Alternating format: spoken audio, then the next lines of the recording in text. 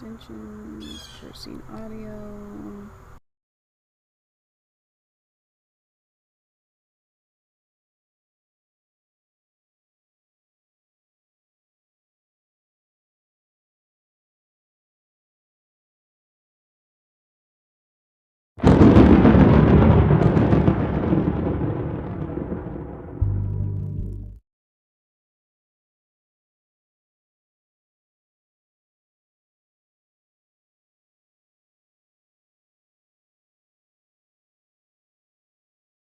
Okay, hi guys, welcome back to Resistance Chicks. We're your hosts, Leah and Michelle. I'm actually really excited about this episode. Unfortunately, as the devil likes to do when it's something important, I'm having issues with the streaming software. I need anybody on YouTube to tell me if they are actually seeing us.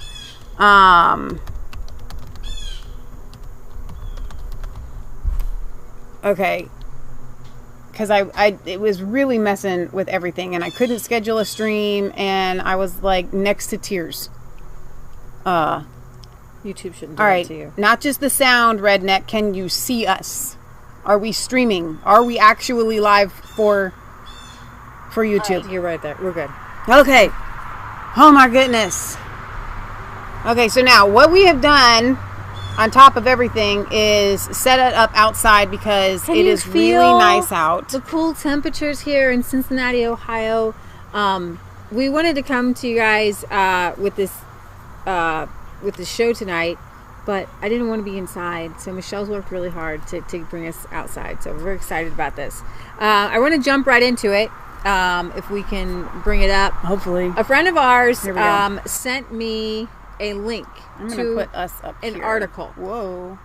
And it's from the Cato Institute, which is founded and 50% owned by the Koch brothers.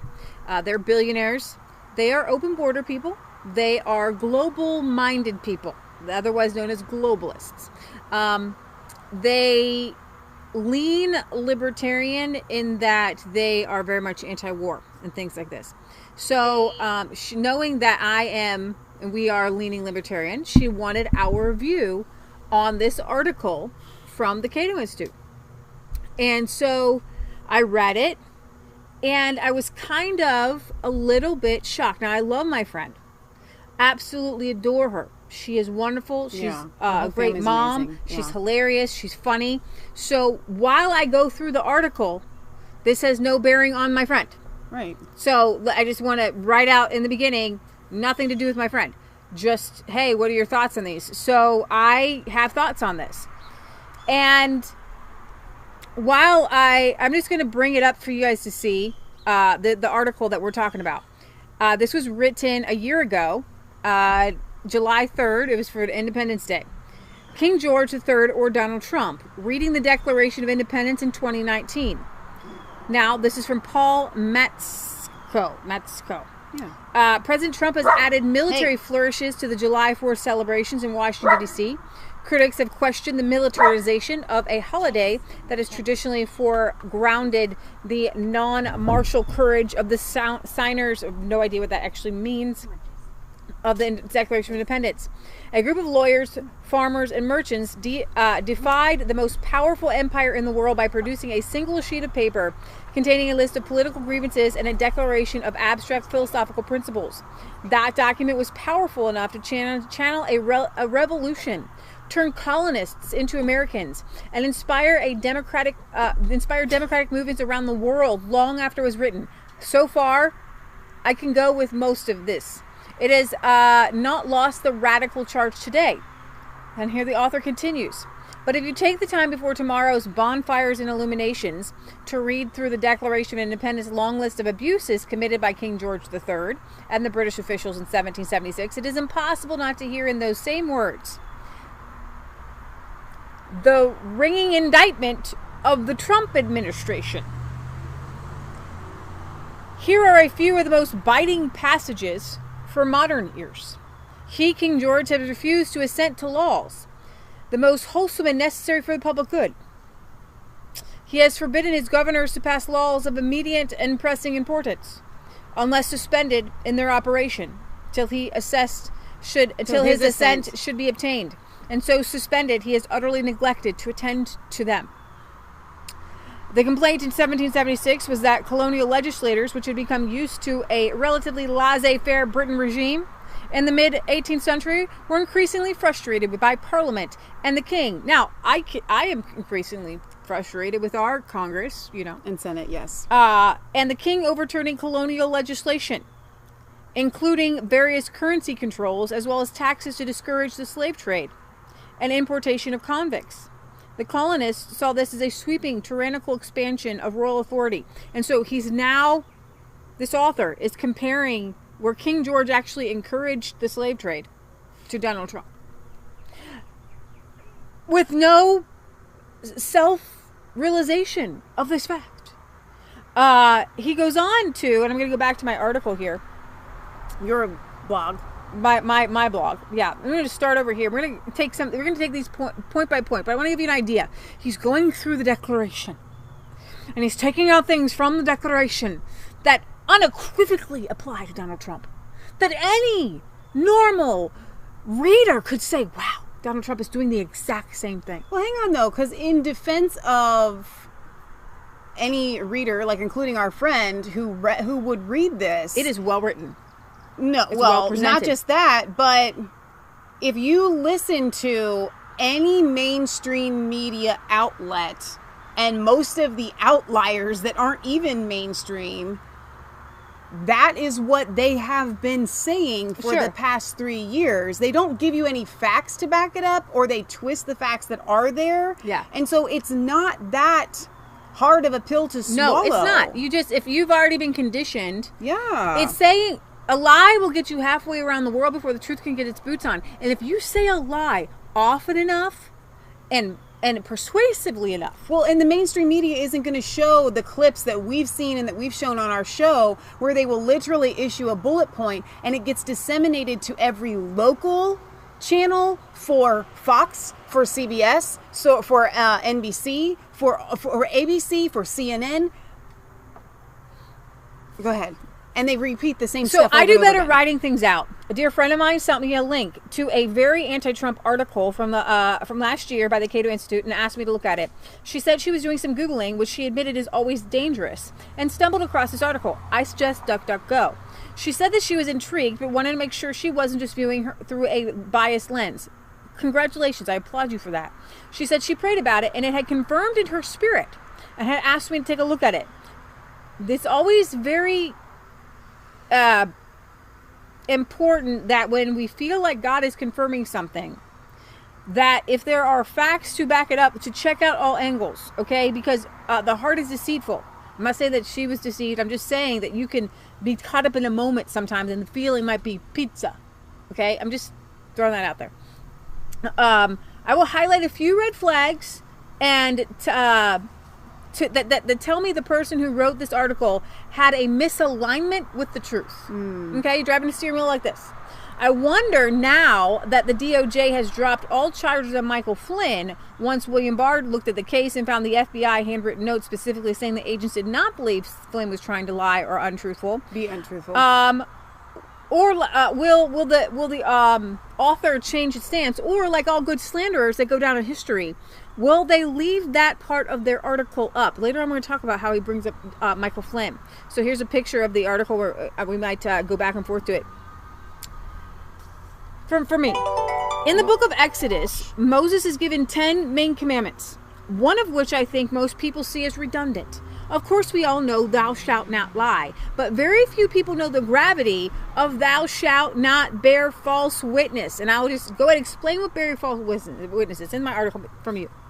You don't have to read it. Just tell people. Sorry, Redneck said that the video keeps cutting out. I hope that's just on your end and not because I have a solid connection. I literally had Leah go to the store and get me another 50-foot DSL cable so that we could do this outside today. We're solidly connected. We are hardlined in. There's no Wi-Fi.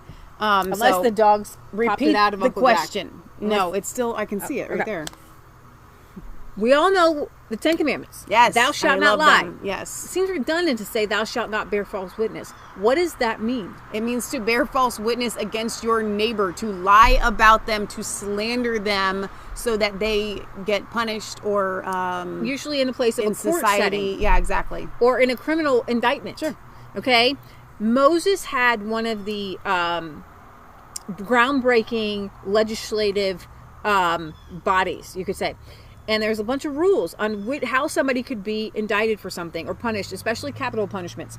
Capital punishments, you had to have 2 witnesses. Right. Okay? It's very important that you do not bear false witness against your neighbor. I saw Joey steal from the store.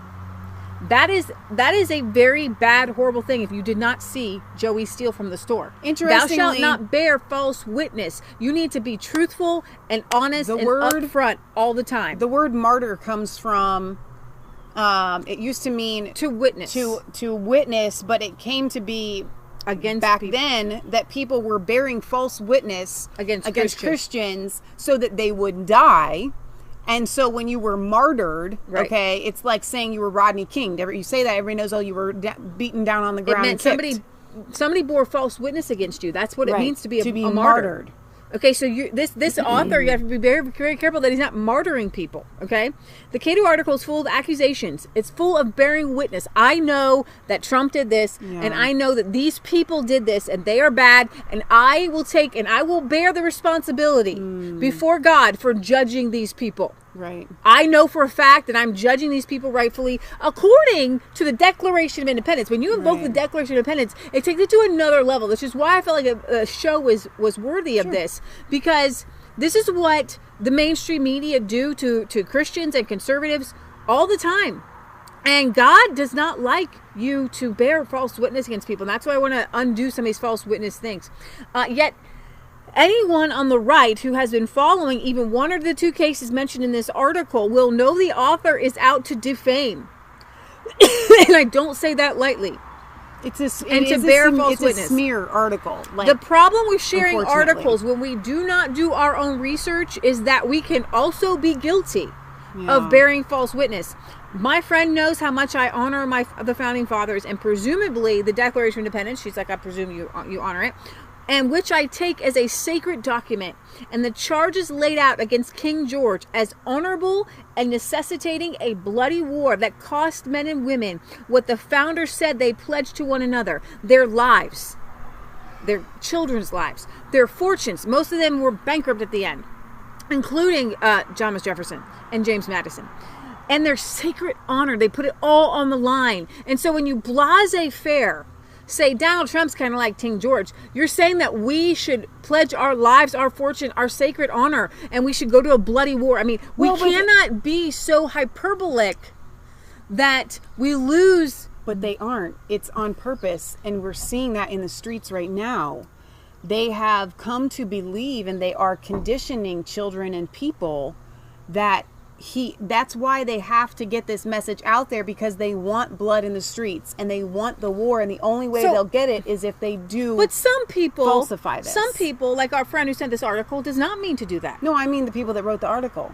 But the people who are reading it and agreeing with it. Right. Christians who might create. She doesn't want a bloody war, a revolution. Right. Okay? So I'm trying to, it's hyperbolic to say to me, I agree with this article. You don't agree with the article because you would want a bloody war. Yeah. Okay? And you don't want a bloody war. Right.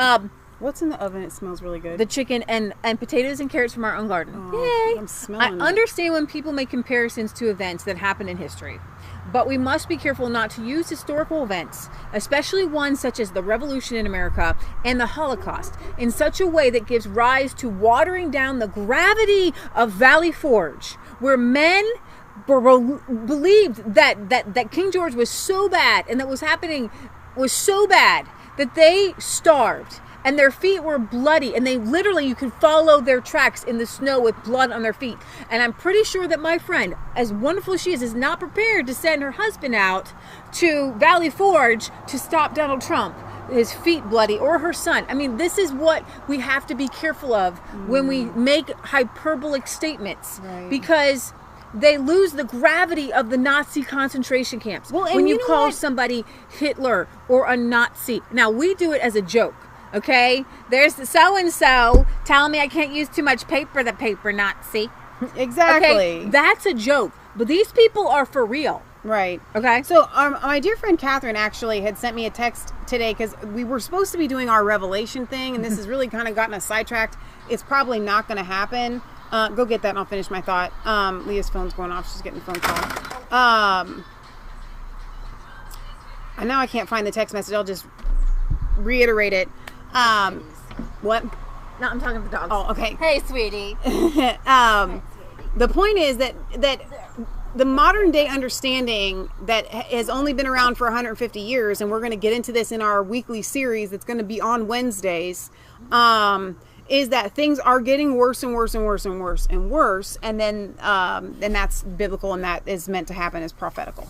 Okay. We don't take that stance, but I see how things have gotten actually better and better and better. And this was an amazing observation that she said. She said, it's possible that the reason why it seems like things are getting worse is because things are getting better, and it heightens your sensitivity to now be able to see the deeper things that are bad. Your chiropractor will tell you the same thing. He'll say, you're in so much pain, it masks the other pains. And he literally told me, he said, when I fix this, you might find other pain that you weren't feeling before because this was covering it up. Right. So when Leah talks about the tyrant King George, and we want to say Trump is a tyrant, what it means is we actually have no clue or understanding of just how bad it was back then in order to be able to soldiers could just come into your home, hang out, eat your food. It's called the amount of freedoms that we have. And I'll let Leah continue because I know this is going to take a long time to get through, but it's, you don't understand what I'm saying. Yeah. Okay. So in the list of grievances, I mean, when we say taxation was about representation, and I'm going to get to that. I'm just going to get to it. All right, so let's dive into some of these accusations, not against not just Trump, but immigration enforcers, military personnel, and others who were caught up in this anti-Trump tirade, and a diabolical comparison to one of the greatest documents of all times, the Declaration of Independence. The premise of the article is that Donald Trump is acting like King George III, which, if you did take that view, you better get your musket ready and at hand, because people fought and died over such weighty matters. I do not believe that most thinking people can look at the revolution and look at Donald Trump and say, yes, I have troops quartered in my house. I am being taxed without being represented. I actually agree, but that's not Trump's fault. I believe Washington itself is corrupt. For better or for worse, we have elected officials that are supposed to represent us. Whether they do or not is on a case-by-case basis. But I digress. Hyperbole can be a useful visual tool. Okay? I had a bump on my head. It was the size of a coconut. I'm telling you, it was huge, man. But it wasn't the size of a coconut, okay? Hyperbole can be a useful visual tool, but when hyperbole, Trump is like King George, becomes a factual narrative to a person, things can get dangerous in a hurry, and we're seeing that in Portland, in the violent uprisings with Antifa, in Seattle, where innocent people are being hurt and killed, and businesses are suffering as monuments get pulled out, and full-on combat in Portland over a federal courthouse, okay? Here's from the article. But if you take the time before tomorrow's bonfire illuminations to read through the Declaration of Independence' long list of abuses committed by King George III and British officials in 1776, it is impossible not to hear in those same words a ringing indictment of the Trump administration. And I say this with such fervor because I know that's how the author felt. Here are a few of the most biting passages. He, King George, has refused assent to laws, the most wholesome and necessary for the public good. You read this one already. Yes, okay, people are just joining us. He has forbidden his governors to pass laws of immediate pressing importance, unless suspended in their operation till his assent should be attained. And when so suspended, he has utterly neglected to attend to them. The author then goes to cite as proof Trump's veto of the budget in 2008, or threat to veto the budget in 2018. Seriously, I literally facepalmed throughout this article. Can you see the red spot on my forehead? King George was not held to any sort of constitutional law. Let us go back to 3rd grade, maybe even before that. There are 3, count them, 1, 2, 3, branches of government. Name them, children. judicial, legislative, executive. The Constitution actually gives the president power to veto in a way.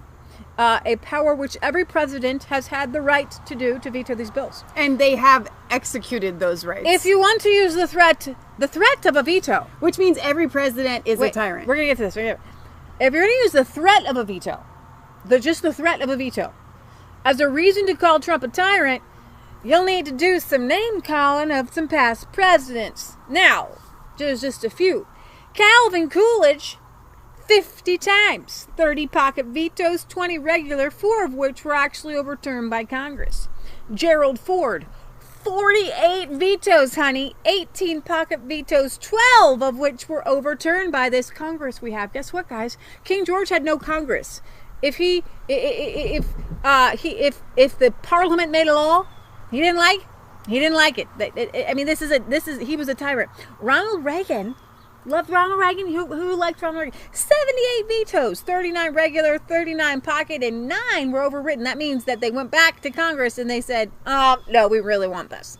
Teddy Roosevelt, 42 regular, 40 pocket, 1 overridden. Ulysses S. Grant was like, no, Jack, we're starting, this beginning of the government here. He's like, no, come back to me later. 93 times they came to him and said, I think this is how we should do our up-and-coming government. And Ulysses S. Grant, like, no, not that one.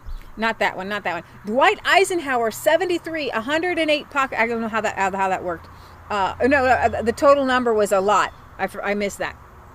Like almost, what is that? Almost 200. Almost 200. Yeah. 73 regular, 108 pocket, 2 were overwritten. Now Harry Truman 108 wins. I think Harry Truman won the ticket. I don't know if anything got passed under Harry Truman. And actually, you have to give them credit for 250 bills to actually get to Harry Truman, for him to actually read. 180 regular vetoes, 70 Did Truman pocket. serve 2 terms? I don't know. If it was that was just 4 years. Oh, man. I have to. Hey, we'll figure that out. Now, I'm going to ask you to guess. No, you can't. You see it on the article. I saw it already. How many times has Trump used his veto power? 8. Trump is a very bad tyrant. You can see them all right here. I'm going to bring them up for you. Senate.gov. Okay, Truman was in office for 2 terms. Okay, 8 times. That's 150 each every 4 years. Well, he had 250. 125. 125 each term. Thank you. So Trump is getting, so unless he does a lot of vetoes between now and January to catch up, he's way below all these other non-tyrants. Because he is a tyrant, because he's used it 8 times. Yeah. So relating to the national emergency in 2019, and you can just read through some of those, and mostly war powers and things like that. So 8 times, bad tyrant. The author also had a beef with Trump threatening to veto the budget of 2008. He doesn't mention the radical pork spending he was trying to get out of the budget, and that's why he was threatening to veto it. And it was my hero, Rand Paul, that actually held up the budget by 1 vote. It's not the government's job to get you free stuff. If the author were truly libertarian, so please, in the future, if you'd like to have me read libertarian articles, maybe. I just need you to know this author is not a libertarian. If they would like a giant budget full of giant pork. The stuff that they were spending, and we covered it on like 2 episodes. However, crazy stuff. If the author were truly libertarian, they would have been behind Trump's veto threat. However, the Cato Institute may have a few good articles on war powers, but otherwise it is a big government, read, not libertarian, neoconservative think tank that serves of the Koch big brothers, though. business at the expense of the little guy. What Donald Trump has done is created a separate Republican Party, and that's why the people don't like him. Okay? Because they had their little thing. Okay? They had their neoconservatives, their neoliberals, and they went out to lunch, and Lindsey Graham's like, these people are my friend, why are you doing this at Kavanaugh? That's the problem. Okay? I digress. Senator Rand Paul stalls vote on budget, not the government job to get you stuff over here. Checking my browser to redirect me shortly. Here we have Senator Rand Paul stalls the vote. So maybe you should. I love Rand Paul. Rand Paul and Donald Trump on the same side. Then we're doing something right, honey. The bipartisan budget deal that had been reached in 2018 by Schumer and Mitch McConnell should have sailed smoothly through, except for Rand Paul holds up the votes. They are spending us into oblivion. The White House is telling the federal government to prepare for a shutdown. Republican Congressman Rand Paul is holding up a vote on a new budget. I'm going to play this right here. So the reason I'm here tonight is to put people on the spot. I want people to feel uncomfortable. I want them to have to answer people at home who said, how come you were against President Obama's deficits, and then how come you're for Republican deficits? Isn't that the very definition of intellectual dishonesty? If you were against President Obama's deficits and now you're for the Republican deficits, isn't that the very definition of hypocrisy? Yes, sir. Yes, sir. Rand Paul, I want lawmakers to feel uncomfortable. I want them to have to answer people at home who said, how come you were against Obama's deficits? So I stand with Rand Paul. But there's more, as Michelle was getting to. He called out Republicans. But this from Rand Paul. He has this thing, it's so funny, every year is called the Festivus. And he does the airing of grievances, in which he is well known for finding obscure craziness packed into our federal budget. Billions going to things like, they're not obscure. Reading. Are drunk fish more aggressive than sober fish? And we pay for that stuff. Here's a couple. The National Science Foundation for squandering $84,000 to try to find out why people fall in love. National Science Foundation, NASA, and the Office of Naval Research for spending over $5,000 to determine under what conditions rats, monkeys, and humans bite and clench their jaws. Federal Aviation Administration for looks like almost $60,000 to study the body of measurements of airline stewardesses trainees for the purpose of safety equipment. Now, here's the deal. I don't know how many more of those you have, because those are just the funny ones. The ones that are big money, we're talking hundreds of thousands of dollars, even millions of dollars, that we are sending to literally fund police in other countries. Yeah. To make sure that there's more women police in Egypt than there are. I mean, it's the pure so insanity. I have from the article, you can click on it. As a highlights include building up Tanzania's political system and the Pakistani film industry, funding research that involves hooking zebrafish on nicotine, continue to turning over so many taxpayer dollars to the Washington Metropolitan Area Tourist Authority, sending low-quality textbooks to Afghan students, with many of the textbooks sitting in warehouses, and supporting green growth in Peru, making improper payments and studying frog mating calls. And I can't remember the ones right off the bat. But and he has this the ones that waste were report. like in the $1 million range or hundreds of thousands of dollar range were the ones that were making me the most angry, because I literally was thinking to myself, Nancy Pelosi will give up nothing, and it is literally like, but we have to fund female police officers in Egypt, and we're not budging on that one. So the waste that he has found equals to every taxpayer about $8,000. That's just waste. Yeah. I don't even know how to read that number. What is that, $50 million? Or is that that's $50 billion? $50 billion. $50 billion. That's just the waste. And they refused. So yeah, Donald Trump vetoed the pork spending in a bill. Come and bring it to me again without the studying of mating frogs. That doesn't make him a tyrant. That makes him a shrewd businessman and president. Taught Lao to Laoians for $20 million. They taught Lao to Laoians for $20 million. Guys. Okay. So let's go on. So let's move on. The second area of tyranny the author finds in Trump is immigration. He quotes, "He has endeavored to prevent the population of these states, for that purpose obstructing the laws of naturalization of foreigners, refusing to pass laws to encourage their migrations hither, and raising the conditions of new appropriations of land." He goes on to say, one of the reasons why the Trump administration opposes immigration is the fear that migrants will support Democratic politicians rather than Republicans. Although it is a self-fulfilling prophecy, migration from Central America has indeed played an important role in turning formerly red states into blue or purple states, shifting the balance of partisan power. The GOP's own retrospective report after the 2012 election called for the party to embrace comprehensive immigration reform or else risk political suicide as the declining party of white resentment in a majority-minority future.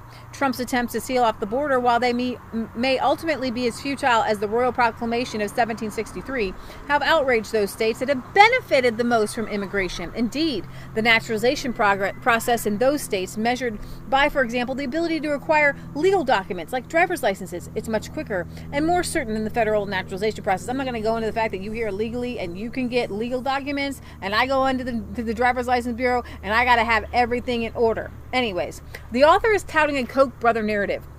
More immigration for slave labor. We have to call it like it is. States have benefited are those who use people for cheap wages, such as crop pickers in states like California. Any good libertarian would be against such abuses of humankind. And the author also lays bare, what the author lays bare is the fact that the Democrats are using immigration for political purposes. We have laws in America that all must abide by. And if you are not a current American citizen, you must go through the border illegally. Legally. Now, I'm just going to highlight a few things about illegal immigration. Illegal immigration actually hurts African Americans who are sometimes vying for the same job but can't get by putting 25 people in an apartment and then to send a check down to South America. Okay, this is literally what happens. And I'm just going to just go over this for a second so you know and understand. Civil rights leader, illegal immigrants hurt the black community. From 2010 found that immigration in general harmed the black community more than others, and the report did not differentiate between legal and illegal immigrants. What happens is you eliminate the rungs on the ladder because a sizable number of black men don't have access to entry-level jobs. It is not just the competition and the unemployment of blacks, it also depresses the wage levels. Other members of the black community have also spoken out against the negative effects of illegal immigration. One black writer argued illegal immigration hurts the economic stability of the black community. Despite the popular liberal myth that undocumented immigrants only take jobs Americans don't want, they are really displacing African Americans from employment opportunities. In 2008, the United States Commission on Civil Rights found black men to be disproportionately employed in low-skilled labor jobs and in direct competition with undocumented migrants who will take a lower wage because a dollar is worth more than a peso. Okay, and I want to go into all that, but you guys can. I have more to hit. Open border means more sex trafficking, human trafficking. These traffickers in turn victimize the migrants themselves, many of whom die in transit, are sexually assaulted, or even end up sexually trafficked. Women are raped and the girls are sold. Unfortunately, few of the traffickers are prosecuted. Just 526 traffickers were convicted in 2018. This rampant, unrestricted human trafficking is the real crisis in the border, and it's past time to address it. The solution to the scourge of human trafficking has two parts. The first is, of course, to secure our border. Reform will fail so long as our porous border keeps inviting traffickers to ply their trade unhindered. Men, women, children will continue to die in the desert, abandoned by traffickers who squeeze them for every dollar. Thankfully, the Trump administration is focused on building a border wall. Mile after mile of new barriers are going up to replace ineffective structures, with plans to replace and build 450 to 500 miles of barrier at the end of, I'm not sure when this article was written. The next step towards ending human trafficking is to fairly and uniformly enforce our asylum laws. There are many pathways to legal entry. This is from the Washington Examiner, by the way. I'll bring it up so you can see it. Ending human trafficking is to fairly and uniformly enforce our asylum laws. There are many pathways to legal entry, and asylum is merely one of them. The guidelines are very clear. Asylum is offered to migrants who are fleeing a credible threat from their own government. And that threat must be based on one of 5 factors: race, religion, nationality, membership in a political social group, or political opinion. Here's who doesn't qualify for asylum: particular social group and political opinion. Those fleeing impoverished or violent countries, and those looking for better economic opportunities for themselves and their families. This doesn't mean there's no pathway for them to lawfully enter our country. It just means they don't qualify for asylum. And then you can look, there's a couple articles I have here in my article, Washington Examiner, Opinion on Human Trafficking. This is the real border crisis. This is from September of last year. And no, I don't want to take a spin. Washington Examiner, thanks. No thanks. No thanks. So, and then there's a Breitbart article. Close those out as you're done with them. You just keep opening them. So there's a Breitbart article here. And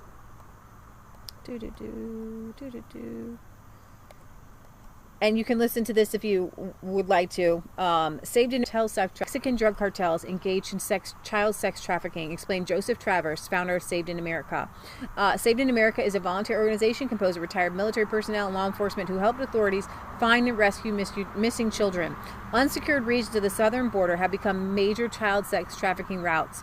The second largest child sex trafficking corridor is in San Diego County because the largest trafficking sector is in San Diego County. Texas is number 2. So you're with me that a secure border is actually a humanitarian thing because it does keep kids safer. Absolutely, 100%. Human trafficking, including child sex trafficking, is a criminal enterprise dominated by transnational drug cartels. He recalled his organization's role in assisting the recovery of a 14-year-old American girl in Mexico who had been abducted by a Mexican gang member and smuggled across the southern border.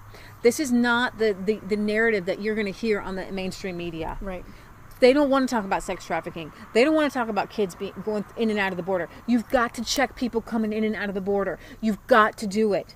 You've got to do it. And you can't just allow, they have to be here for the right reasons. Okay? And not even just for the right reasons. Like you read earlier, there is a pathway for people who legitimately just want to immigrate to America from South America. Unfortunately, that line is long because a lot of people want to get in here from all over the world. Right. But you can get here that way. It just takes time. And everyone that has a bleeding heart, I'm with them. I wish we could open up our borders to anyone in the world that wants to come, but we cannot do it. And if you don't comprehend that, then we have to exit the conversation at that point. Yeah. There's no communication if you don't believe in borders, I can't have a conversation. If you don't believe that we can't just take in every person that wants to come to America from all over the world without any there is no discussing. Right. A 29-year-old gang member affiliated with the Mexican mafia got a hold of the 14-year-old American girl and her social networking through one of her friends and saw that the girl was posting about her problems. He befriended her, unbeknownst to her mom. The person lured her and he took her down. This happens over and over and over and over again. Open borders lead to dead and drug-addicted Americans. Data on drug seizures at the U.S. border indicate an alarming volume of trafficking taking place in recent years. Since 2009, heroin seizures at the southwestern border have almost tripled, while meth seizures quintupled through 2014. Worse yet, cocaine and marijuana remain two of the most commonly seized drugs along the southern borders, equating to millions of pounds seized by the Border Control. These figures help paint the broader landscape of drug overdose and abuse reaching record levels in the United States. And then this report here from drugabuse.com. They examine the scale of substance seizures and the increase in trafficking over the last decade to better understanding how trafficking of the drugs is increasing. And this is just from drugabuse.com, and it has all kinds of stuff on drugs, but they have a whole article on how the open borders cause drug abuse and problems. This is one that's personal for me. Michelle, if you want to just give your take on that. Well, yeah. So we helped a young man get set free from drugs and come to the Lord, and we invested 3 years of our life into this person. And not just him, but we had a lot of volunteered down at Teen Challenge, and we've continued along with some of those guys even to this day. And so it hits too close to home for me. I get angry about it because anyone that wants an open border, to me, says they don't care about the lives that are lost. So the fentanyl and the lives and the heroin that are destroyed come from overseas. Yeah, they come from Afghanistan. Well, yeah, some of it. A lot of the opium is grown in Afghanistan. So there's not a huge heroin production in America. But they funnel it through Mexico. Right, exactly. And they can only do that with the open borders. The next point, and I'm going to try to keep hitting some points here. The next point the Cato author tries to make is just as absurd correlation. He has, quotes. He has affected to render the military independent of and superior to the civil power.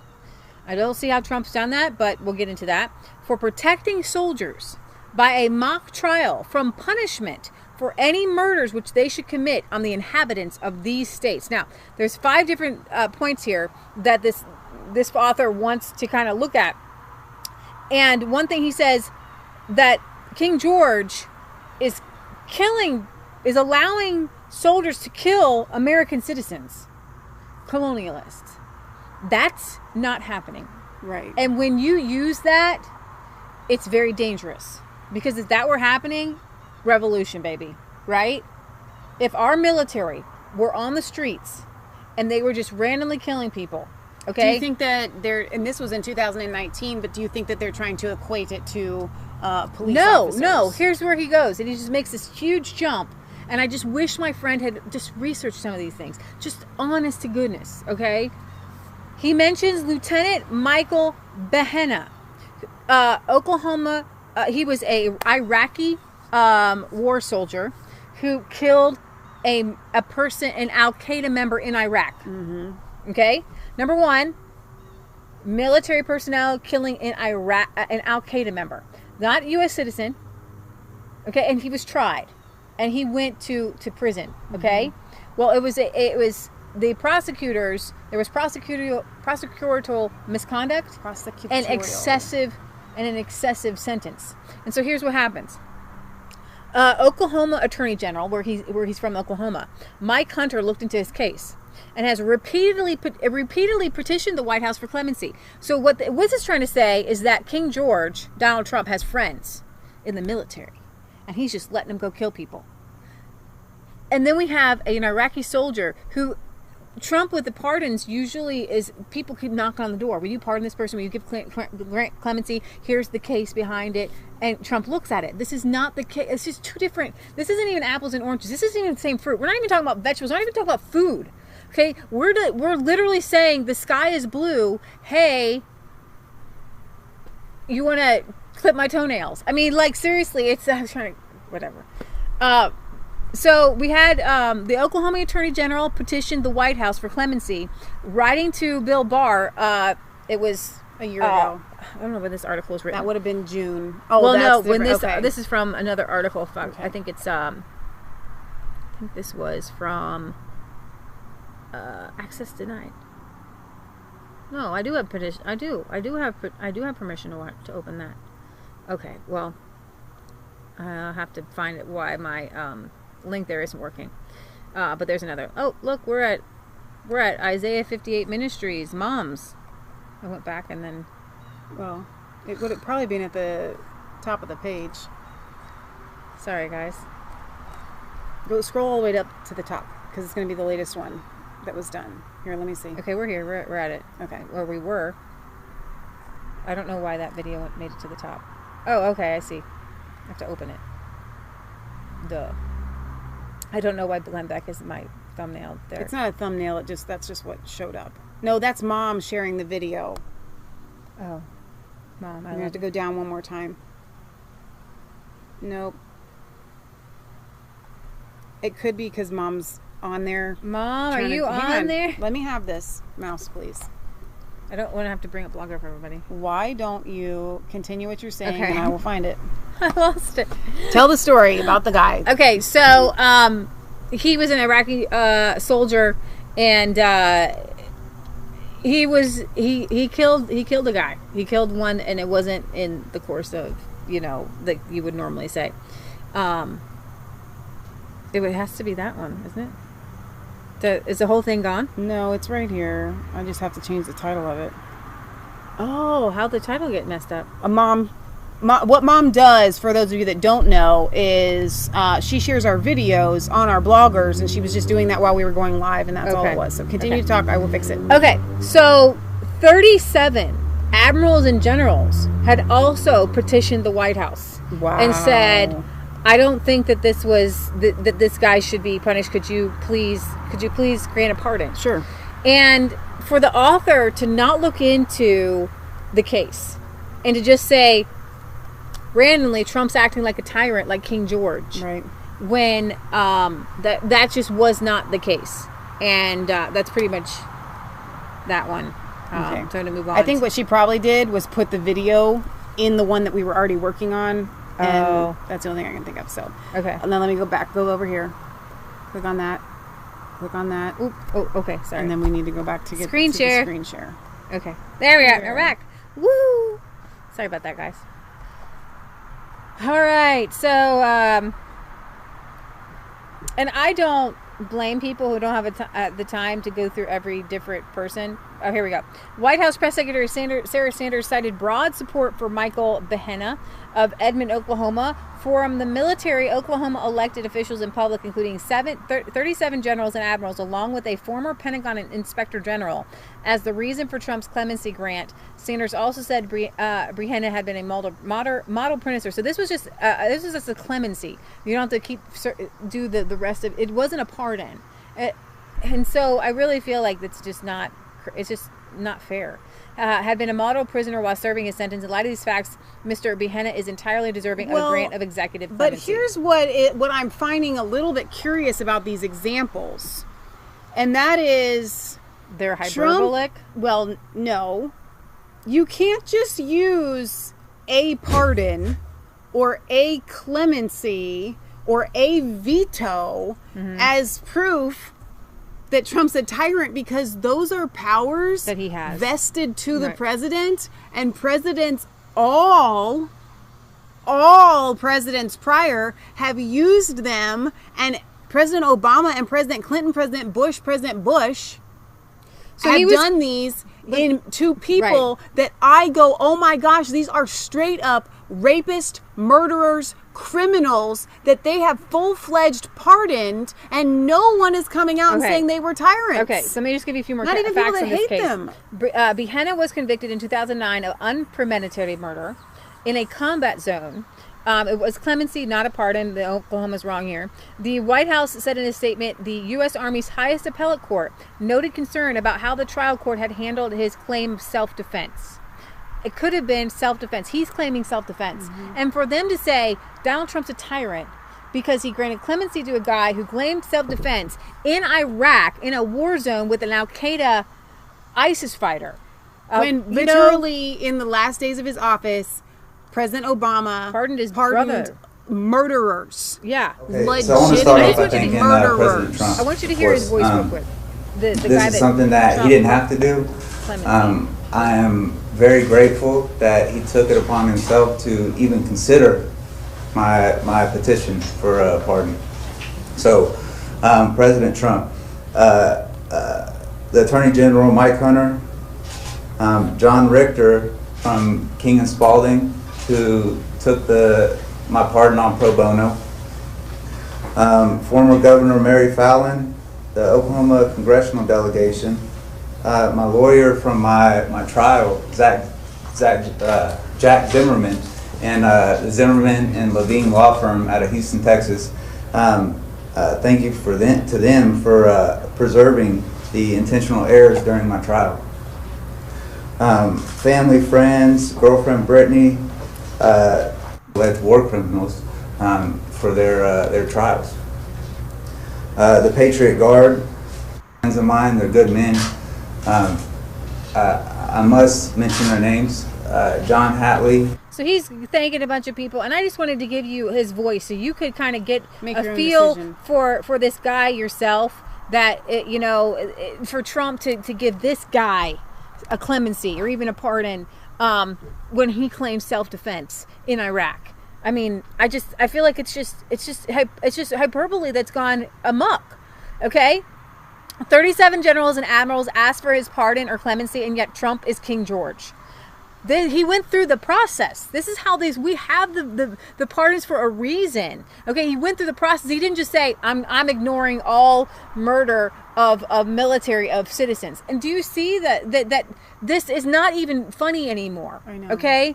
And I'm not buying it, and people randomly share articles like this need to know that they're just not just indicting Trump, but those in the article like Flynn.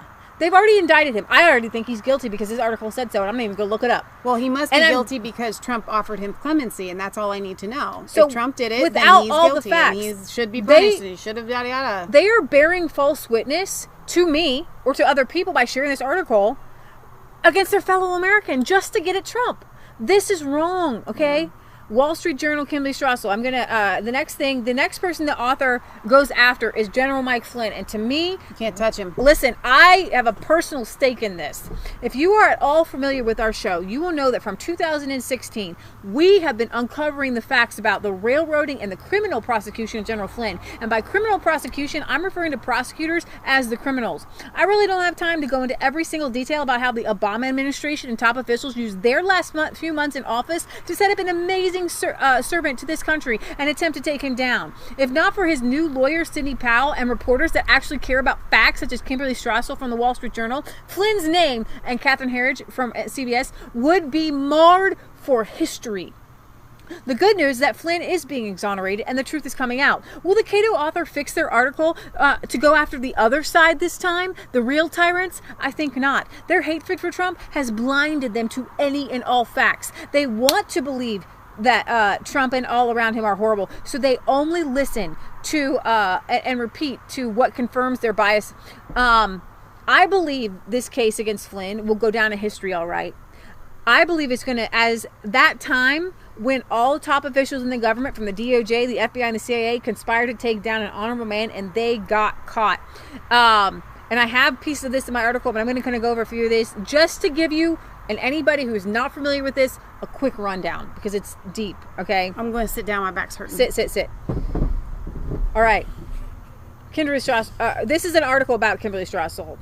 If there is a resounding theme around the setup of retired Army General Michael Flynn, it may be that if politically motivated government officials can set up a 3-star general serving at the White House, serving as White House National Security Advisor, the average Joe doesn't stand a chance. As egregious as the events may be, Wall Street Journal columnist Kimberly Strassel laid out the details in a manner sure to get the blood boiling of any fair-minded Americans. Bombshell documents unsealed, and this was from just May of this year. So this May of this year, we covered it. I just want to make sure I got this right. Just in April, revealed that the goal of top FBI officials in interviewing Flynn in 2017 was to get him to lie so that we can prosecute him or get him fired. The documents, and if that's not a tyrant, what is? We want to set Flynn up to get him to lie. Trump didn't do that. Obama administration did that. Okay, the documents include a handwritten note showing agents wanted to get Flynn to admit breaking the Logan Act, which no one has ever been prosecuted under ever. At all, ever. Okay? It's arcane. It's like, I'm going to prosecute that dude for jaywalking. Totally going to do it. We're going to put him in jail for 3 hours. Now, did you jaywalk? Do you remember? Were you like over the line? Do you remember? That's what that is, right? In a series of tweets, Strassel detailed the outrageous actions of the FBI officials involved in setting up Flynn and effectively destroying his life. He lost a home. He lost everything and a storied career. I say bring him back, put him in the administration, and put it back in their faces. The Bureau officials that included the Trump-hating FBI lovebirds, Peter Strzok and Lisa Page, remember, they're having an adulterous affair. I'm in a Walmart. I can smell Trump supporters. They stink. To really understand how outrageous are these new Flynn docs. That was a quote from their texts. Add to everything we already know. Okay, so here's Kimberly Strassel. You ready? We're ready. To really understand how outrageous these new Flynn docs are, you have to add everything we already know. And the key is remembering that the FBI had no reason to interview Flynn. It already had transcripts of his conversation. The new docs show the FBI had already cleared Flynn of ludicrous claims that he was an agent of Russian power. It moved to close that investigation on January 4th, 2017, before Trump was inaugurated. But then the DOJ cooked up an obscure Logan Act claim, jaywalking, the notion that Flynn had violated an obscure 1799 law. Again, if they thought he violated the Logan, all they had to do was prosecute.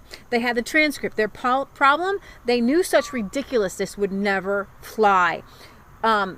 Many people have violated the Logan Act, just having, like John Kerry meeting with Iran. He's not in jail, okay? So how else to nail Flynn? As the notes show, Logan just became the pretext for an interview. The real goal was to trap him into saying something at odds with the transcript, to get him to lie. And the evidence of that strategy is everywhere. We have Comey bragging that they went around White House legal counsel so Flynn would have no representation. We have played that video over and over again where he laughs. This isn't the Bush administration. The Trump administration, he's not a politician. He doesn't have a bunch of people. We went around it and he laughed about it. We now have a new email from Lisa Page asking how FBI can get around issuing to Flynn the standard admonition against lying, suggesting Strzok just casually slip that in because you have to. We have McCabe docs showing he discouraged him from getting a lawyer. You don't need a lawyer, Flynn. You're fine. This You're is, fine. we're just having a conversation. That's what he said. No, we're just having a FBI conversation. decided to get rid of... Flynn asked, do I need a lawyer? He was told no. And this was a setup of entrapment. The FBI decided to get rid of standard admonition altogether. That's a standard admonition. You might need a lawyer before we talk. Yeah. You're supposed to do that, right? Also did not tell Flynn that he was being interviewed in any sort of investigatory contact, suggesting this was a chat between government officials. As for liberal commentators and legal scholars saying all this is routine, well, let's hope not. The FBI exists to investigate crimes, not to create them. Flynn pleaded guilty in 2017 to lying to the FBI about his conversation with Russia's ambassador to the United States, but filed papers in January to officially withdraw his guilty plea after prosecutors indicated they no longer pursue a lenient sentence. President Donald Trump, and then he came in and said, what happened to General Flynn, a war hero, should never happen to a citizen of the United States. And then, unfortunately, there's little accountability in Washington while the investigation of the investigators is ongoing, being led by U.S. Attorney John Durham to include a review of the origins of the FBI investigation of Donald Trump. It remains to be seen if anyone is going to be charged for all the scandalous actions that have been exposed. Americans do want to see justice here, and I want to see justice here more than anything else for Flynn. If you want to find out really what happened, General Flynn's letter that he issued, kind of explaining it all, was so thorough and so heart-wrenching. We read it on our show, and maybe I'll try to find the link and put it in the description so you guys can go back and watch it. But that letter is kind of a tell-all of what happened from day one. Right. So remember, Dirty Cop James Comey was involved in this. Just dirty cops, and that's all I have time to go over with that because we do tons of videos on this. This is from Technofog. The operation that targeted Flynn, Crossfire Razor, was called Crossfire Razor. The FBI field office found no derogatory information on Flynn on 1/4/17, decided to close Razor against Flynn. FBI leadership, Strzok, went off the rails and targeted Flynn, don't close Razor. Flynn was set up. He was innocent. And I, along with thousands of others, have been yelling from the rafters. So when Trump joins in to expose the lives of the enemy, I cheer, baby. I cheer. That's uncovering the tyrants. That's the opposite of tyranny. What they accuse you of is what they're guilty of. This is tyranny. Obama, Susan Rice, Biden, to name a few, all unmasked Flynn. Why did they want to go after Flynn? I'm going to tell you just a little piece in a second. They were the real King Georges in this case. They wanted Flynn out for many reasons. One big reason being Syria. Okay? So, Wall Street Journal columnist rehashes key facts of the guts of the FBI's prosecution of Michael Flynn. You can see that from links. I'm going to show you that. And then we have, I'm not going to play it. It's so good. This was one of the most amazing Glenn Beck exposés that he has ever done. If you don't watch anything after this, just watch the that. Glenn Beck thing. I might play just a piece of it, but let me just give you the lowdown. During the transition, it is said Obama gave Trump two pieces of advice on whom he considered to be the current greatest threats to the United States. The new president could be forearmed. Kim Jong-un and Michael Flynn. By the time Donald Trump was elected, it was already under heavy criticism due to the Islamic Republic's violent activities in the Syrian civil war and elsewhere, arming Hezbollah, Hamas, and Houthis, and other proxies with monies that came via America. And naive as it now sounds, we were supposed to be for the improvement of the lives of the Iranian people. Flynn was known to have been one of the most adamant opponents of the Iran deal within the Obama administration in the first place, and with his military record as a 3-star general plus aforementioned intelligence expertise, perhaps the most powerful one. So bringing down Flynn was a 2-for-1, striking a blow at the new president while hopefully helping to preserve the Iran deal. The second part didn't work, but the first did for a while. Now, I could go on and on about Flynn. My blood boils every time I think about what the outgoing Obama administration did to this man, a Christian, a patriot, a guy who wanted to end our involvement with foreign regime change, a man who saw on the ground how we, America, were arming the enemy, and how the rebels in Syria were no better than ISIS, and how often we funded ISIS. Michelle and I have done many videos on Syria and the fake white helmets and the fake chemical attacks, but probably our most important and widely viewed was the video we did exposing the propaganda of mainstream media to support this diabolical war. Enter Puppet Banna Alabed. And you guys, I don't know if you guys remember seeing this, but girl, I mean, she's a cute little girl, but she's being used, and this is what the Islamic adults. So, the world to do. I want you guys to watch that video, but again, I don't want to have to go into a bunch of all this stuff. Go to my article, guys. You're gonna love it. Watch the videos here. Finally, and what really gave a hearty chuckle to, the Cato author took issue with Trump's tariffs. He quotes the Declaration for cutting off our trade with all parts of the world and for imposing taxes on us without our consent. He then goes on and on to say that tariffs are taxes without consent. I would simply say this is laughable and move on, but many need a short primer on exactly what tariffs are and what their original purpose was in America. Imagine a world where you didn't pay any income tax. Love it. Imagine a world where, as an American artist, manufacturer, farmer, your government made sure that you were protected from cheaply imported goods, many made by, produced by, or grown by slave labor or people in horrible working conditions. Well, you'd be living in America the way our founding fathers intended. The two lines quoted have nothing to do with tariffs. One of the issues that turned my ears to Trump was that he wanted every parent to educate their children in the way they saw fit, including vouchers for not just private schools but homeschooling. The other one was his stance on tariffs. Pause. The very first one, Rand Paul has A bill. He just brought Follow forward. the money. The money follows the kid. I love it. He just did it today. So I say praise the Lord. As an early American history buff and as someone who despises the creation of the Federal Reserve and the income tax in 1913, I was intrigued at this throwback to what historically has set America apart and made her successful. Buck Sexton does a good job on America was built on tariffs. These days, tariffs are treated like a bad word. They are to be avoided, condemned, and shunned. Tweed-clad economists get visibly agitated when discussing them on television. Think tankers scoff at them as a tax on consumers that makes us poorer. Inflation is the real tax on y'all. Okay, just you know, you need to know that. And with tariffs, you'd actually have less inflation, less taxes, but whatever. Especially in our relationship with China, because President Trump has made tariffs a central piece of his economic agenda, especially with our relationship with China. They have become a hot button, boop, boop, boop, of a political issue too.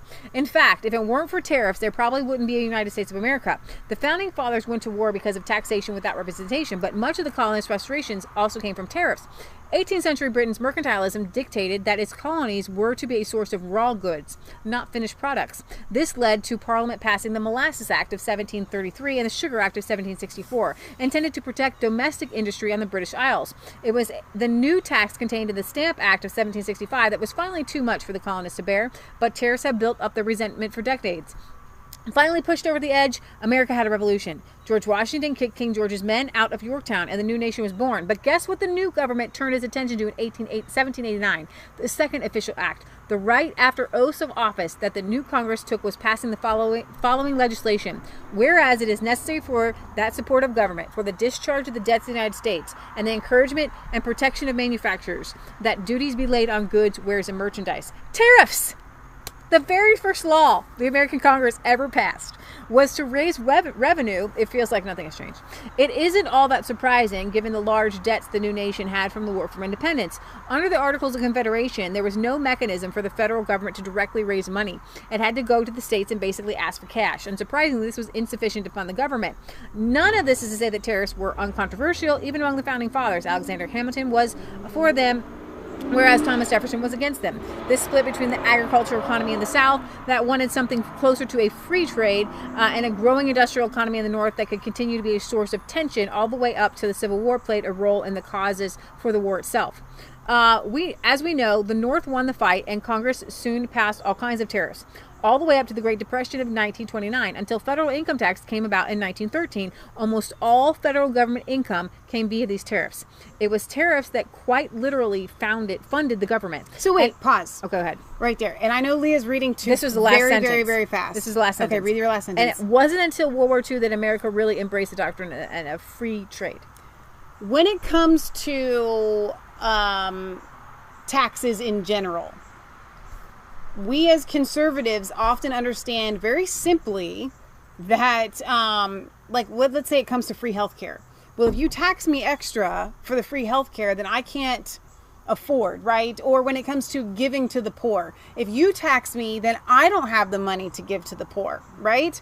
So when they say if you tax the cheap goods coming in from other countries, and the other countries won't send the cheap goods, then we won't be able to afford, right?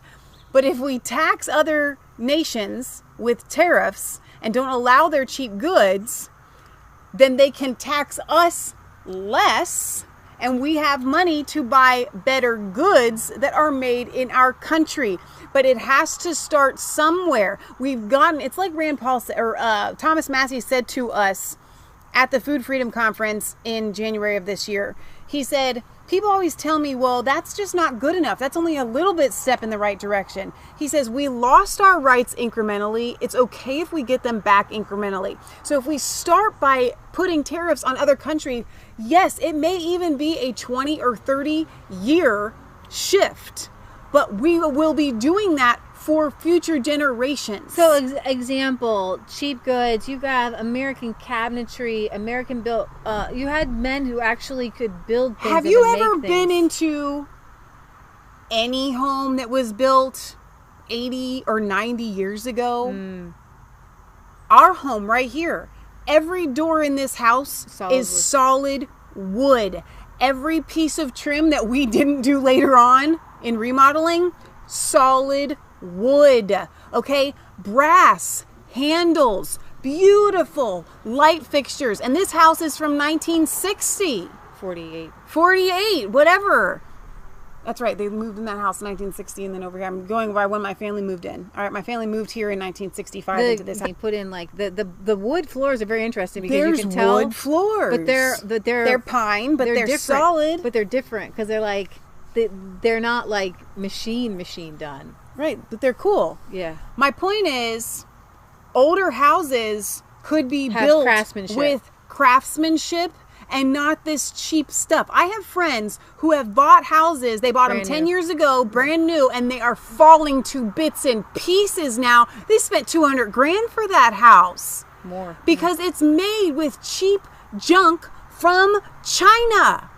There is no craftsmanship. And why is that? Because we don't have tariffs. We do not value and safeguard American craftsmanship. Right. And we just say, no, you don't understand. Everybody wants just cheap goods. You know what? We don't want cheap goods. Yeah. Carry on. All right. The author ends his exposition on food is smelling so good. I'm fictional going crazy. tyranny with his real point.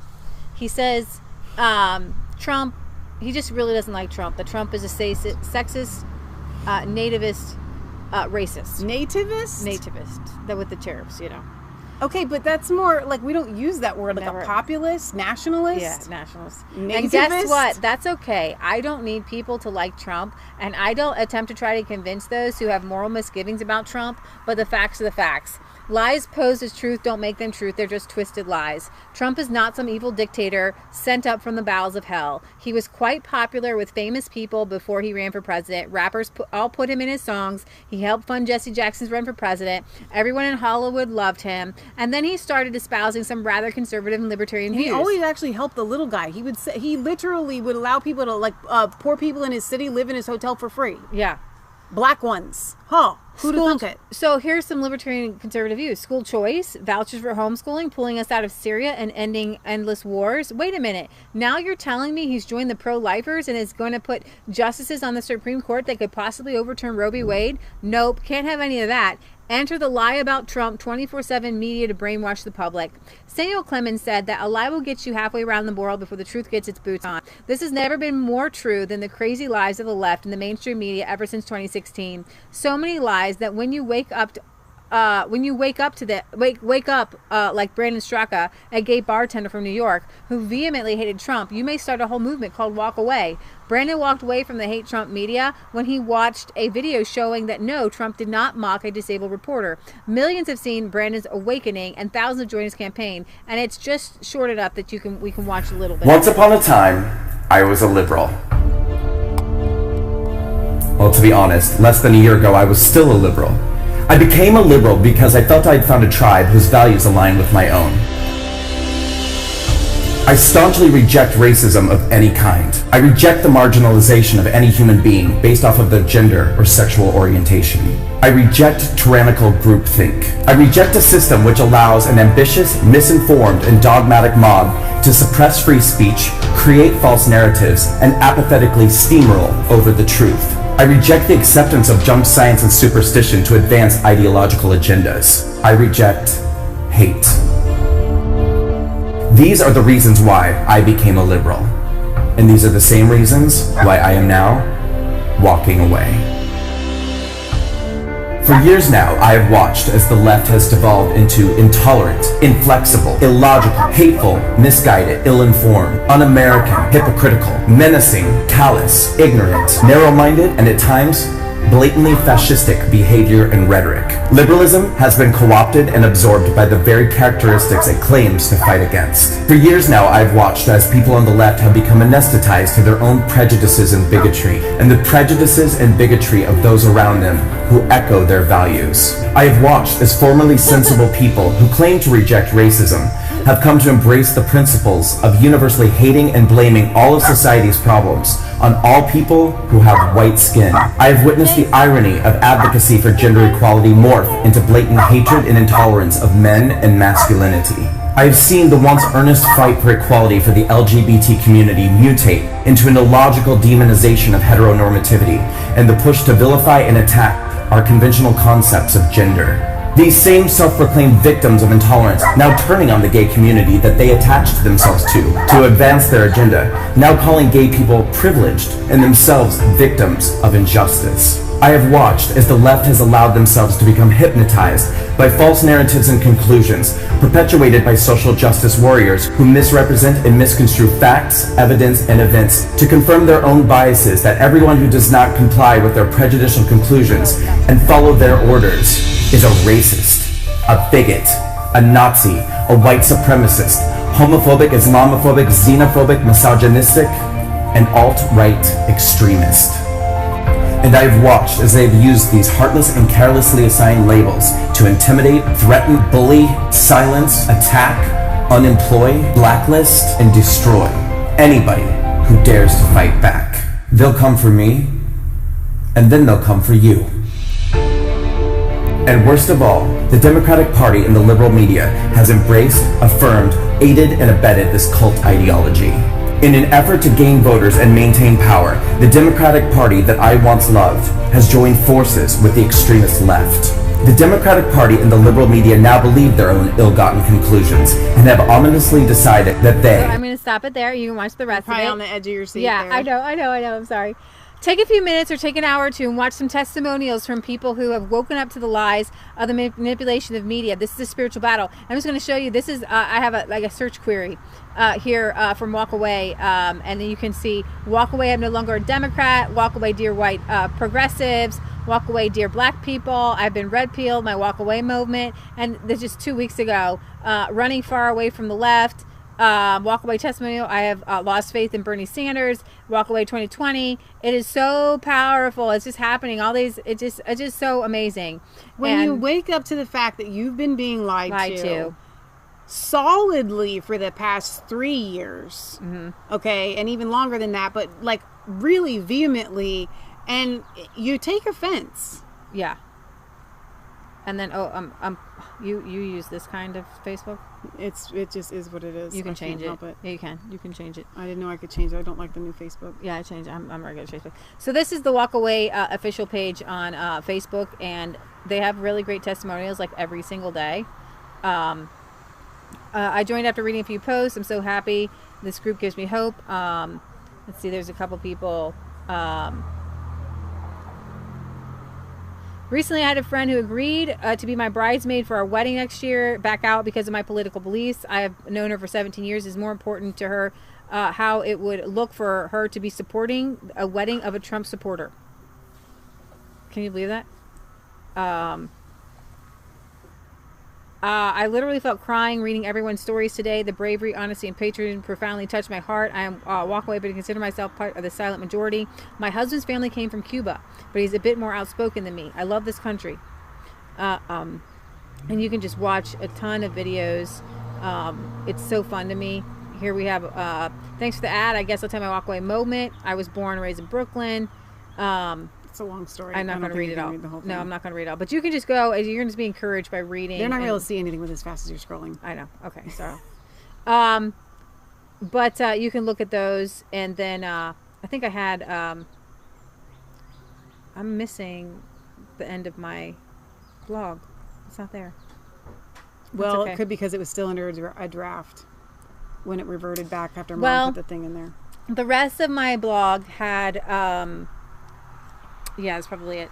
The rest of, we're both like moving our feet. It's hard to stand here. I'm so used to my little chair. The rest of my blog, and I'll try to add it in. Michelle and I, at our Cincinnati rally last year, I had that video in there where we interviewed people are afraid to put their views out there. Yeah. And why is that? Why are people afraid to put their views out there? It's because people have lied about Trump. Right. And so if you support a dictator, if you support a tyrant, then I shouldn't be your friend. I shouldn't go to your wedding. If you literally are like, I'm going to be part of the communist revolution, right? What's unfortunate is they are actually on the other side, part of a communist dictator, treasonous, tyrannical revolution. Yeah. That Trump supporters are doing everything that we can to stop. So what I'm going to do is just bring this up for you. Top conservative websites of 2020. This was at the end of my blog. That didn't autofill correctly. Oh. And I have DuckDuckGo for this, not Google. And I click on the first one. Just so you don't really need. It doesn't really matter. And then scroll down. Breitbart's one of my favorites. Wall Street Journal. Judge Report went crazy. New York Post, Daily Caller, Epoch Times, Daily Wire, Zero Hedge is my favorite. Washington Examiner, The Blaze. I'm not National Review's full on anti-Trump, but whatever. Town Hall, Newsmax, PJ Media, love PJ Media, Washington Times, WND, WorldNet Daily, spot on, have been fantastic. The Gateway Pundit, go to there. I go to Gateway Pundit, Breitbart, Daily Caller, Zero Hedge every single day. TheFederalist.com, a lot of times American Thinker. So you can go, and I want you guys to read other people's stuff. If you got family, send them this link. Say Christianity Today, LifeSite News. Just try to balance it out. If you have an article from mainstream media, why not Google the same topic with a conservative view so that you balance it out? Right. We know the left stream media. Okay, we know their view. We know the anti-Trump stuff. We hear it. It's in our faces every day, 24/7. Okay, I don't need people to send me anti-Trump stuff because I know it, because I hear it. I hear it on the news. I see it in the Inquirer newspaper. I see it on I see it. It's part of our daily lives. We have to ingest it. They force it on us. Yeah. I go to Twitter, and on the sidebar it says hydroxychloroquine is not safe. Right. What do you mean it's not safe? The CDC website says it's safe for pregnant women and infants and babies. That's what the CDC says. Okay, because they don't want people in Africa dying from malaria. So this article. You can share it if you want. Share it with your Trump-hating family and friends. Maybe it will open their eyes. Maybe they'll have a Brandon Straka. When you say article, what you mean is the blog that you wrote. My blog. Right. Share my blog. And maybe you might have some family and friends who will be red pill to say, I had no idea that people were lying so much. Okay? Trump lies. Well, guess what? Even if Trump did lie, it doesn't make two lies right. Okay? And to give me to send people or read articles by people lying. If Trump is so bad, you don't even need to lie about it. I know. Why lie? But here's the thing. Trump isn't that bad. He's hyperbolic a lot of times. It's okay to not like Trump's personality. Right. I do, but I have a quirky sense of humor, and I also hate tyranny. Right. But it's not okay to allow just not liking someone's personality to make it so that you will accept all lies about that person. Okay? Come here, I was watching a YouTube show the other day because it stood out to me and I enjoyed every minute of it, but I really can't stand the host. Personality-wise, just don't like the host at all. But the content is what was important. And the content of Trump's actions is completely opposite of what they are saying about him. And I think we should end with this, and that's the fact that those that have a real agenda that they have been designing for our country since the early 1900s, okay, it's the Bilderbergs, all the elites around the world, all of those people Now we're playing. that have every satanic evil intent for our country and other countries around the world, they all hate Donald Trump. The most evil people on the planet hate him, and almost Xi Jinping. all conservative Christians right now are supporting him. Oh, that wasn't the last of it. What happened to the end of my article? Vagano's letter. Oh, go ahead and just look it up, and then I'll show you how to bring it up. Look at your baby face. You're like a child, okay? Or you can just look for it yourself and do it all yourself. I had Vagano's letter to Trump. You want them to see you trying to spell Vagano? Is that right? Yeah. This summed up everything for me. Oh, here's what you need to do. Sorry, duck, go. Are you gonna read the whole thing? I'll just I'm gonna have to highlight sit down, it. man. 'cause No, this is like- we're not gonna. See, See, look at the difference of the search results comes there. right This up. is why I'm telling you, go duck, go. You want to go to the Show the troublemaker. Show the troublemaker. Show troublemaker. Hi, Bella. Bella, she's that troublemaker. I did that troublemaker. That's her. I'm gonna play. I gotta play. There's two of them. If They you look go to identical. the pictures folder, all your rallies are there from the Trump rally. All your interviews are there. I have one for Climate Kid. I put a bunch together. You asked me to, and never used it. You had asked for it earlier. Okay. Okay. It's in. I'll put it in pictures. the blog later. So Vagano's letter sums up everything to me. To Trump. Archbishop Carlo Maria Vagano released a powerful letter to Trump this year in June, warning him that the current crisis over the coronavirus pandemic and the George Floyd riots are part of the eternal struggle between the forces of good and evil. You are not alone in your beliefs of faith, family, and freedom. He says in the beginning of the article, in recent months we've been witnessing the formation of two opposing sides that I would call biblical, the children of light and the children of darkness. He says there are two in society, Mr. President, there are two opposing realities. They coexist as eternal enemies, just as God and Satan are eternal enemies. And it appears that the children of darkness, whom we may easily identify with as the deep state, which you wisely oppose and which is fiercely waging war against you in these days, have decided to show their cards, so to speak, and are now revealing their plans. They seem to be so certain of already having everything under control that they have laid aside the circumspection that until now had at least partially concealed their true intentions. Now remember, Vagano exposed pedophilia and homosexuality at the highest levels in the Vatican and in the priests and everything like that. And he suffered for it. He has. As well. He's like in hiding. The investigations are already underway to reveal the responsibility of COVID and how it was managed. We will also discover that the riots in these days were provoked by those who, seeing that the virus is inevitably fading and that the social arm of the pandemic is waning, necessarily have had to provide civil disturbances because they would be followed by repression, which, although legitimate, could be condemned as an unjustified aggression against the population. The same thing is also happening in Europe, he says. He says, for the first time, the United States has in you a president who courageously defends the right to life, who is not ashamed to denounce the persecution of Christians around the world, who speaks of Jesus Christ and the right for the citizens to freedom of worship. Your participation in the March for Life, and more recently, your public proclamation as April as the Child Abuse Prevention Month. These are actions For this reason, I believe that the attack to which you were subjected after your visit to the National Shrine of St. Paul II is an orchestrated narrative.